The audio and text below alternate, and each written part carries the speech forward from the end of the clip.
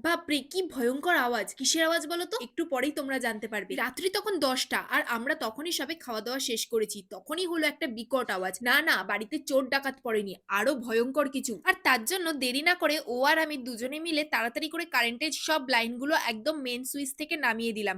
কেন বলো তো? একটু পরেই তোমরা বুঝতে পারবে। আর আমি কিন্তু ফার্স্ট টাইম এরকম একটা অভিজ্ঞতার সামনাসামনি হলাম। দেখো রাস্তায় কিন্তু অনেক লোক জড়ো হয়ে গেছে। আর এই যে এখানে হচ্ছে আমাদের পোস্টার আর দেখতে পাচ্ছ ওখানে কিন্তু আগুন লেগে গেছে। যার জন্য আমরা আমাদের ঘরের মেইন মিটার সেখান থেকেও নামিয়ে দিলাম। আর তখনই দেখো কি জোরে, জোরে ব্লাস্ট হচ্ছিল।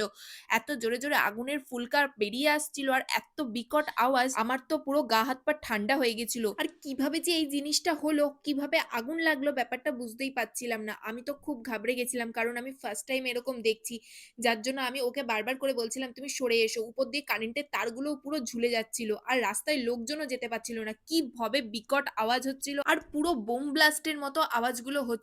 বুক একদম কেঁপে উঠছিল। আর মনে হচ্ছে যেন বাজি ফাটছে। এরকম পুরো আলোটা পুরো চারিদিকে ছড়িয়ে পড়ছে। মনে হচ্ছে একটু হলে আমার গায়ে যেন ছিটকে আসবে। আর তারই সঙ্গে ওখানে যে তারগুলো কানেকশন করা রয়েছে সেই তারগুলো কিন্তু ঝুলে যাচ্ছে। আর এখন তোমরা দেখতেই পাচ্ছ রাত অনেকটাই হয়ে গেছে। ১১টা ১১:৩০ বাজে। কিন্তু কারেন্টের অফিসের লোকজনকে ফোন করা হয়েছে কিন্তু তারা এত রাত্রে আসবে না। যার কারণে নিজেদেরই আগুন নেভানোর কাজটা করতে হচ্ছে। ১ম এ কয়েকজন বালতিতে করে জল নিয়ে আগুন নেভানোর চেষ্টা করছিল। কিন্তু তাতে কোন রকমই কাজ হচ্ছিল না। আর তারপরেই তোমাদের দাদা ঘর থেকে জলের পাইপটা বার করে সেখানে নিয়ে গেছিল যাতে পাইপের দ্বারা জল দিয়ে আগুনটাকে নেভানো যায়। নয়তো আগুনটা জ্বলতেই থাকলে কিন্তু একটা বড় বিপদ হতে পারত। আর এরকম বিপদের সময় কিন্তু সবাইকে এগিয়ে আসতে হয়। তাই পাড়ার সকলে মিলে কিন্তু আগুন নেভানোর কাজে লেগে পড়ল। আর খুব তাড়াতাড়িই কিন্তু আগুনটা নিভেও গেল। যাই হোক আমার বড় এখন বাড়ি চলে এসেছে আগুন নিভিয়ে।